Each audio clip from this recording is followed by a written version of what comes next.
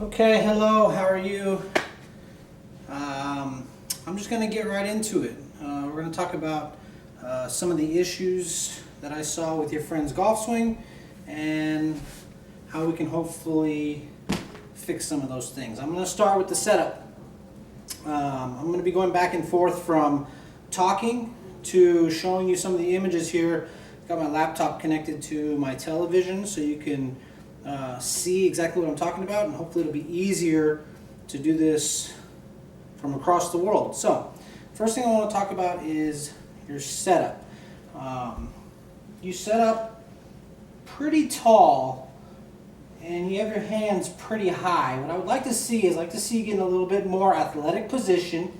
What I mean by that is I'd like to see you with your chest down a little bit, okay? Not your shoulders, still keeping a good strong posture, right? Bringing yourself into a little more athletic position, shoulder weight more onto your toes. And what's going to happen automatically is as you do that, it's going to lower your hands a little bit and create a little bit more angle here at setup with your hands, okay? So I want to just get you into a little bit more athletic position. That's automatically also going to take some tension out of your shoulders, okay? Because you have a tension problem in your swing and it starts right here. And so let's exhale, get rid of that, create a little bit more athletic position and hands a little bit lower, okay? And I'll show you that here on the television. As you can see, pretty straight up and down. I want to get that back a little bit lower and get those hands a little bit lower, creating a little bit of an angle, a little bit more athletic position, okay? I'm going to go ahead and move this into a different position and then go to the next step.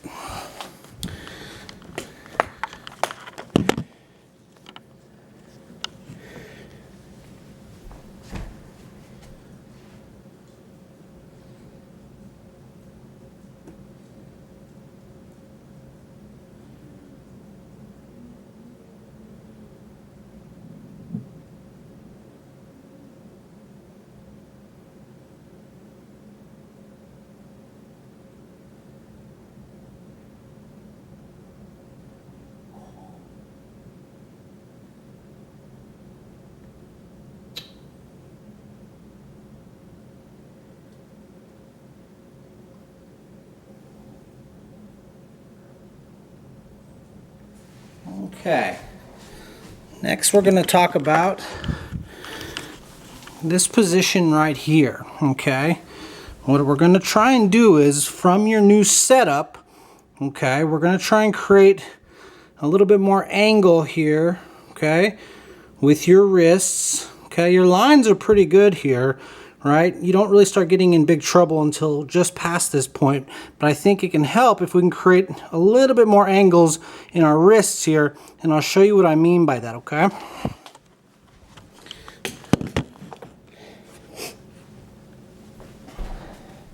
Okay, so as you take the club back with your high hands and high setup, and you get to this position here, okay, what happens is you end up rolling your wrists as you go back, okay?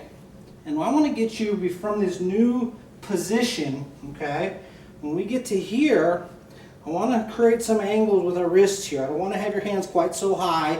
I don't want you to feel like you're lifting the club with your upper body. I want you to feel like we're rotating more with our left side, right? Our hip, left knee, everything rotates, left shoulder. As we rotate back to this position, rather than just pulling our arms back, right? When we just pull our arms back, as you can see, this club starts to get pretty high, creates a lot of tension, okay? So I want to exaggerate that turn a little bit more, okay, as you turn back, right, and create a little bit more angle here in this right wrist.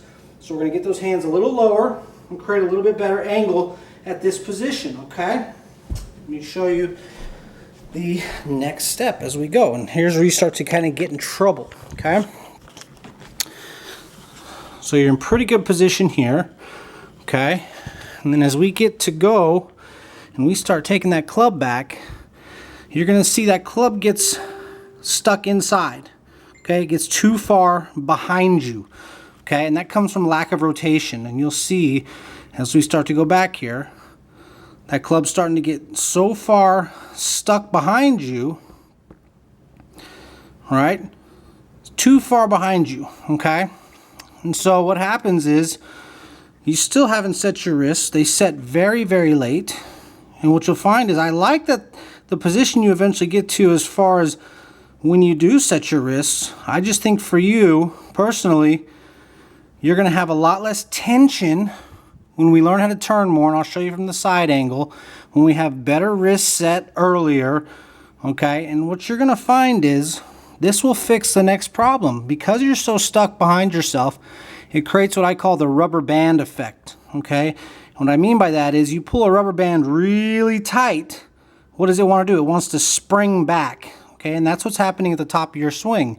So as you'll see, you dip down a little bit, you start to crunch, and your arms pull down really, really hard, okay? Your hips are almost still in the same exact position as they were at setup, facing the golf ball. And what you'll find is your hips stop moving, and your arms keep going only. Your hips still haven't moved. Now they start to turn after impact, okay? And so what you're gonna find is because of that tension, because we get that club stuck, because you roll your hands instead of setting them, you're going to hit a lot of missed hits, a lot of thin shots, a lot of heel shots. That's why you have a tendency, as your friend said, to pull it or hit these kind of ugly slices. And so we want to make it to where we can allow our lower body to lead rather than having so much tension that our upper body pulls. And I'm going to show you the side view next. So let me get rid of this here, and we'll show you what I'm talking about with a demonstration really quick.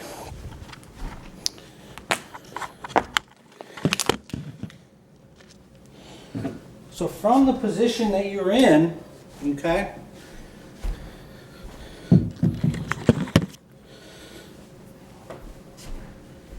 with your high hands and not enough turn, your hands and your arms start doing this, and they start pulling and going to the inside, okay, and you still have never set these wrists, okay, and it's hard to even talk to you doing that because it creates so much tension, okay, and so we want to turn a little bit better, rotate a little bit better. You can practice with your feet together and practice simply rotating in this manner just to get the feeling of what a good rotation is supposed to feel like, okay? So we're going to rotate better with lower hands. We're going to get you to set a little bit earlier. We're just going to get that club a little bit more vertical, okay, as we're turning, right? Instead of high hands getting to the inside stuck. And when we're this tight, the first thing that happens is our arms want to pull down. And that's what happens. Your arms pull, they lead, and at impact, your hips are still in the exact same spot as they were at setup, right here. There's no driving, rotating, turning your body through the golf shot, which is how we create power and consistency. We never want our upper body to pull and yank from the top and to lead our lower body, okay? It's the complete opposite of what we want to do in a good golf swing, okay? And so you have great hand-eye coordination. That's why you're a 7 handicap. You're going to get even better. You're going to get closer to the scratch golfer, just like your friend, if we can get these things kind of ironed out, okay? 1 second, let me pull up the other video for you.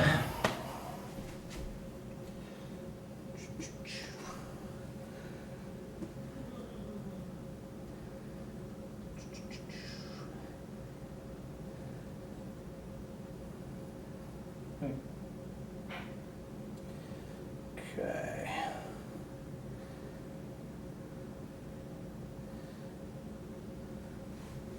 Okay, so this is what I was talking about earlier. Okay, that club starts to get behind you, and you can see still haven't set our wrist yet. Okay, now we've created tremendous tension here, and as we go back, and we start taking that club back further, that tension only gets worse and worse and tighter and tighter. Okay, body stops turning, arms are trying to go back. They can't go back any further because we're so tight. And then what you'll find is you're going to start to shrink and crunch down here at the top. Okay, and I wouldn't mind that move if we rotated our body, but because you don't, now we're changing heights, which is going to make us even more inconsistent. And so what happens is from the top, you'll see you'll scrunch down. Okay, we're already getting lower, probably lowered 4 inches.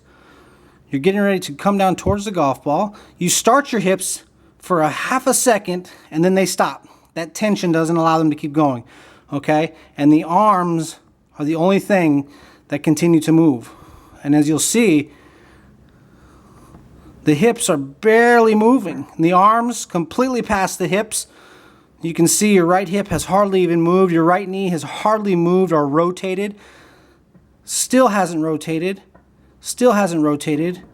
Now it starts to rotate. Okay?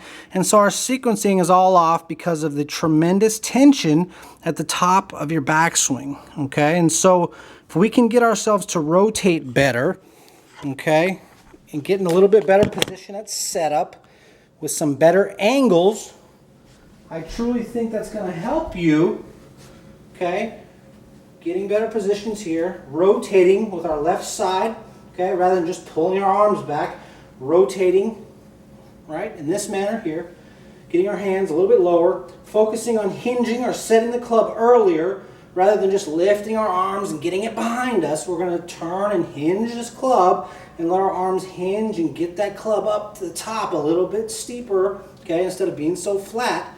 And then we're going to focus, same drill that I talked to your other friend about, starting from the ground up, we're going to push off of our right toe, just like you do very late in your swing. We're going to do that from the beginning, the very top. We're going to push, turn that lower body, which is then going to bring the shoulders along with us. It creates that coil, creates that spring, which is how we unload the coil and create maximum power, okay?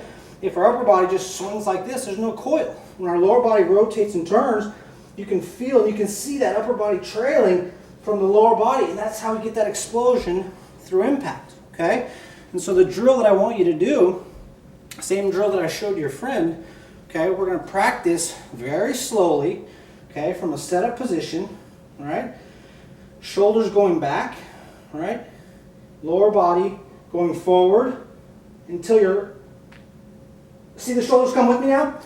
The shoulders eventually can't go back anymore. They will have to come along for the ride, okay? I'll show it to you from this angle, okay? Very slow motion, hips turning forward while we're trying to rotate the upper body backwards. Okay, to create that tension and that feel so you understand what it feels like, okay?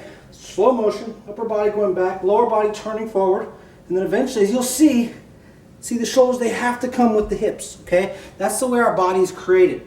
We could stand here from the very top of the golf swing and swing just our arms and never move our hips, okay? That's the way we're built as humans. We could swing just our arms and never move our hips, okay? Now, if I try to do the same thing and move my hips only and leave my upper body still, watch what happens. I can't do it. My shoulders have to come along for the ride. That's how we're built.